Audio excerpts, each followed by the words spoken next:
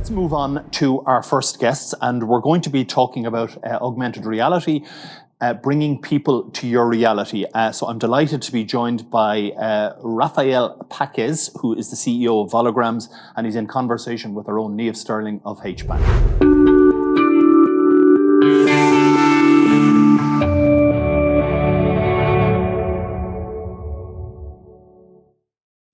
Hi Rafa, thank you so much for taking the time to meet us here today and come and have a chat and tell us about Volograms. I'm sure for some of you who are tuned in today, you may well have heard and read on LinkedIn, it was all over LinkedIn, about the launch of your new public app, Volu. So congratulations on that. Thank you very much. Well, first of all, I'm going to ask you for your elevator pitch on what exactly Volograms does. Oh my God, such pressure right now. So what we do at Volograms is developing technologies so we can record humans, real performances in 3D. And then take the 3D models that we generate and use them in augmented reality applications, virtual reality applications, or in general in any kind of immersive media. So it can be also visual effects, games, and stuff like that. We started doing it for professionals, so providing the tech so people with a volumetric capture studio was able to create these assets, like very high quality 3D models to use in professional applications. And recently we launched Voyu, which is that app that allows anyone with an iPhone for now to actually record somebody in 3D and play with it directly in augmented reality, solving probably one of the biggest problems that AR has, which is content. So kind of enabling user-generated content. Do you consider yourself a software company or a content media company? I think we're a software company. Yeah. So we at the beginning we were basically doing everything, right? So we were doing the capture in the studio, doing the reconstruction with our own software. We were doing the integration and creating the content. So at that time, we could be a little bit more like a content creation company, but we're technologists in our company. So we're mostly a software company. And going back to the start then, you talked about at the beginning when you were kind of trying to figure stuff out, which I'm sure a lot of entrepreneurs that are tuned in and early stage companies will identify with. You were in Trinity, that's where you spun out of. So can you talk us through that process? Yeah, totally. So actually working at Trinity was basically the origin, as you were saying, and that was the reason why I moved to Ireland. So I'm Spanish, as you can probably guess by my accent. I moved here because I wanted to do a postdoc in a new research lab that was just starting in Trinity called Vicens. So they gave us kind of a little bit of freedom to develop our own algorithms and technologies around anything that had to do with image processing, computer vision, artificial intelligence. Yeah. And what we wanted to do initially was actually to replicate, if you remember the Matrix, now that there's a new Matrix movie coming up. Yes. So when Neo jumps and suddenly the camera turns around. So we wanted to replicate that with phones. And so the technology that we built with that ended up being kind of the seed of Volograms. So we did, when we started seeing that some other universities and also some other industry partners were starting to pay attention to what we were doing, we decided to do a market feasibility fund with market analysis, basically, with the support of Enterprise Ireland. And the result of that analysis was that it was a really good time for us to spin out. So that's why we decided to, the three of us that were working together at Trinity, leave Trinity and start our own company. And then just in terms of things like licensing the IP and that kind of, can you give us a bit of background on how that's managed? So if there are entrepreneurs that are tuned in, are in a similar scenario, what's that look like for them? Yeah, so in our case, it was relatively simple. Okay. I think one thing that helped is that we had already applied for a patent, of course, with Trinity. Yeah. So basically, the IP licensing was relatively simple because it was the patent plus the know-how around the patent. Then what we did basically was getting in touch with the technology transfer office at the university. Yeah. And there was like amazing people there that were helping us kind of getting in touch with the right people, like for instance, getting to know Dublin BIC. And then, so when we spun out at the end, we had a licensing agreement with Trinity, and then that agreement continues. And then you spin out, you founded the company. How do you commercialize, or how do you even begin to commercialize a product such as Volograms? Because that can be tricky, yeah? Yeah, totally. And I think it was very important that we did the market analysis at the beginning, because that already helped us identify who would be the very first clients that we will have. And even though it was not 100% accurate, it kind of opened a few doors, because we were kind of, during that market analysis, we were kind of pitching already to some of these clients, showing what the technology could do, if they would be interested or not. So that was very important for us to understand if there was an opportunity or not, and also to land these first few clients. And you were talking about, we were talking beforehand about that kind of roadmap in terms of that journey that entrepreneurs go through. You start out and you do your market research and you test the market and you think these are going to be our early adopters. That's not always the case, and you hone that over time. So what does that look like? You started out with a certain vision. You thought you knew who your customers are going to be. Is that how it panned out? Well, I think in our case it might not be the default way of doing it, right? Because some people will recommend you that you don't start with the technology and then try to commercialize it. They will ask you to search for a problem and then build the technology around that. But in our case, as we came from the university, we came from academia, we already have like a pretty good vision about what was the problem. Yeah. So we were building it, with let's say Trinity resources, so kind of building the technology for research purposes only. And it was relatively simple for us to identify what was the issue and what the problems they were having. The next step was actually understanding if there was willingness to pay, which is a completely different thing, right? Yeah. The problem that you might be painting might not be good enough. You might be too early, which in some way was also for us, like all the time we were kind of aligned with the development of virtual reality and augmented reality, and we know that it took a little bit longer than initially expected. So the first couple of years, it was difficult to find people that were willing to adopt the technology. And we have seen like a radical change in the last couple of years, especially the last year with the pandemic and everything, everybody trying to adopt new technologies and completely modernize. So we've seen that is now a lot simpler than it was at the beginning. And of course, you can't do any of this without funding. So can you talk us through, the early days of, firstly, you were in university, and obviously there was funding provided there, and then you come out, and what happens? Yeah, so when we were doing this market study, we were also kind of, we're getting excited, but of course we knew that we had kind of a safe spot at Trinity contract for a few more years. So it was kind of a big decision for us to leave that and start from scratch. So we also started looking for funding, and we talked with a few local investors, and we ended up meeting Atlantic Bridge, which they were managing they still are managing the University Bridge Fund, which was perfect for us because the purpose of the fund was basically taking technology that was in the university and helping these let's say entrepreneurs or researchers that were developing this technology spin out and create company and create wealth, jobs and so on. Yeah. So it was really aligned with us. That was the very first step that we had, the very first funding, and of course we also got help from Enterprise Ireland. And since then you've done another funding round? Yes, so that was in 2018, so 3 years ago. We're basically a toddler. So last year we went again for funding, kind of to kind of fund the next step of the company, which was bringing this technology that we had developed for professionals to anyone. That was the mission that we always had, like making it as simple as possible. So we knew that eventually we had to make it work with the phone, because that was kind of the entry point. So at some point it also works directly on a headset. So it's you don't require the massive camera setups or anything like that, even though we still believe that both businesses can coexist. You still have professional cameras as the one that we have here, and then you have a camera in your pocket, and that's perfectly fine, right? So last year we did another round of funding, seed funding with follow-up from Atlantic Bridge and Enterprise Ireland, and the lead was Sure Valley Ventures. Okay, great. Has that taken up a huge amount of your time, just in terms of you being an entrepreneur and leading a company? Because funding tends to, you can take your eye off the ball in terms of you're not able to build. You have to spend your time going funding as opposed to building the company. So how do you manage that? Yeah, that was actually very complicated. Especially, I would say, especially the second time, because the first time.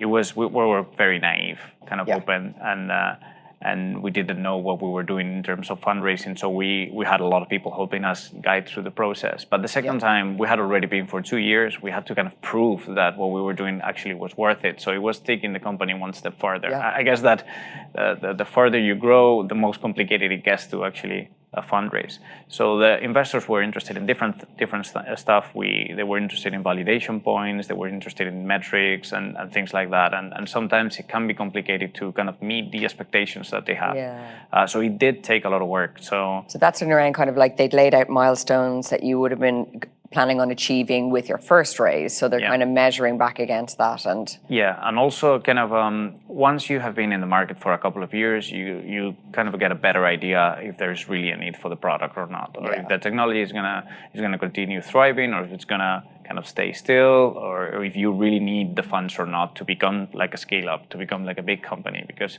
there's a lot of good companies that are profitable, but they are not, VC ready in terms that absolutely. At least in our experience, what we've seen is that VCs are looking for the next big thing, something really that is going to be huge. You're going to have a massive growth.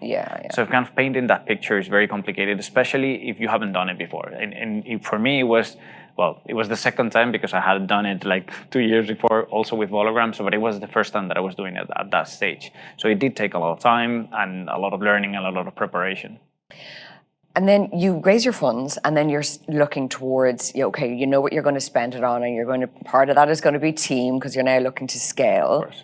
And then COVID in the middle of all of this. So how have you managed as a CEO to kind of manage your team, and you've new hires coming in that you may not have even met before. So you're really interested to hear how you've managed the last 18 months. That was well, I think the only positive side of this was that everybody was in the same situation. So it's not that it was only affecting us. So I think having everybody needed to figure out a way of working this way. So for us, it was very tricky, especially for the professional side of the business, which was what was bringing money in. So suddenly all the production stopped for basically a whole year. So the same way there hasn't been any movies or any TV shows recorded in the last year, there were not any kind of volumetric capture. So we had a few clients that were about to set up their own studio and kind of put it on hold, because now they were going to do it and nobody was going to come to be captured. So we said, okay, we're going to have these issues for the next year. What we have to do is kind of put all our effort in building what we actually wanted to build, which was the mobile app. So we built the mobile app throughout the whole pandemic with everybody working remotely, which was a huge challenge. We hired multiple people during the pandemic. There's several members of the team that I still haven't met in person. To this day. Yeah, absolutely. And I think that's common actually at the moment. Totally. It's funny because I got to meet a couple for the first time, and it's weird because you don't know how tall they are. It's a very, very strange thing, It's like suddenly, okay, I thought you were taller, or I thought you were shorter. You're very tall. You meet them from the clavicle down. Exactly. You only see their shoulders and head, and that it's very nice to actually get to meet the people in person now. It feels like suddenly they're, I don't know, like a completely new experience. But for us, it also opened our minds that we always kind of were very open with remote working, so that made it very simple for us to transition. And we had already even hired people outside of Ireland, but now suddenly we were completely open to wherever. So we hired a couple of people that are not in Dublin, but are in Ireland, a couple of people that are not in Ireland. And now it's like everybody, it's basically sitting at home in front of the computer, so it doesn't really matter where they are. Rafa, we have a question that's coming in actually from one of our listeners. And how large is the team now? And how did you recruit early days, being a startup and not able to offer salaries compared to the big players? Always really tough, right? Totally. And did you have to give up much equity for early employees? So really good questions. Okay, so let's start. We're 17 right now. Wow, okay, great. 17 people. Not everybody is full-time, so we have a couple of part-time workers, but in general, 17.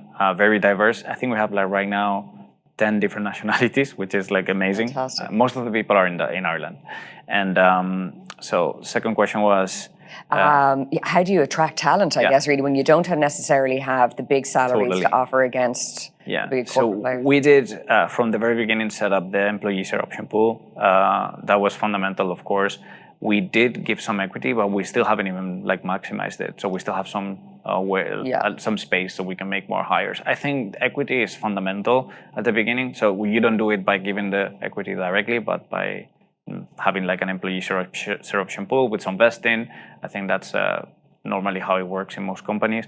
But for us, that was one tool, but the other tool was identifying really well where the potential candidates would be. So for instance, as we were coming from the university, where we knew more or less how good Trinity computer vision and augmented reality masters were. So when there were kind of a new wave of graduates, we would just go there and ask them, some Who's of them, ask who is the best or who is interested, kind of a little bit pitching the company within the students, so we could get like some of these young people that might not be so experienced, but they're really versatile and really willing to learn. Absolutely. So, and we also, we're looking for people that, you know, at the beginning you're scrappy. You don't need a specialist on anything. You need somebody who can do a lot of stuff. So we were looking for people like that. And sometimes these people are not driven by money. They're more driven by, you know, the amount of contribution that they can do. And in a startup, that is amazing. I mean, every employee that we hired made a significant, like a huge contribution, and we couldn't have done it without them. So I think that's a very important, I think for startups when they are doing their hiring, is that they put there what are the values, so they can attract people by the values and make sure that they're going to be following the values that they have. And also make sure that they know that their contribution is going to be amazing. It's going to be huge, and if they go to work to Google or whatever, it's going to be tiny. Yeah, absolutely. I think that's really key. Actually, a really key takeaway from this is that, you know, when you're hiring talent, is getting them to buy into that vision and helping them understand that they're going to make an impact in the world, right? Definitely. We have another question come in, Rafa. Sure. What does Volograms' future look like in relation to the metaverse? Amazing. That's the typical question that we always get asked. Now it used to be XR or MR. Now it's the metaverse. So I wonder what will be the next keyword. For us, basically what we're doing is creating content for the metaverse, if you want to call it. So it's right now all the content that you see in VR or in AR is created by an artist, by a developer, by somebody who knows how to use professional tools, basically. But if you go right now and open your phone, you probably are going to go to Instagram or TikTok, and 99% of the content that you see is user-generated. So there's no such thing as user-generated content for the metaverse besides creating avatars or something like that. Yeah. What we want is to provide the users tools so they can create their own content and put it in the metaverse or put it in AR or put it whatever they want. So user-generated content for the next generation of media, which is going to be virtual and augmented reality or the metaverse. And that's really what Volu is, isn't it? Exactly. So what's the next 18 months look like for Volu and for Volograms? You're still going to be doing both, correct? Yeah. So we of course, we have a product for professionals that works and that we still do captures every now and then. Most of the times we do them with third-party studios, so we don't do too many more in Ireland, so which is good because that takes some of the work from us. We don't have to be there when the capture is done, and we can focus on what we really know. Our efforts are going to be mainly towards making Volu like something that everybody uses, or as many people as possible uses. We're going to be looking into trying to integrate it with more of the products that you use on a daily basis, and we're going to try to make it, you know, an essential part of the future of AR. One final question before we wrap up, Rafa. Have you tried to patent the app, and how was that process?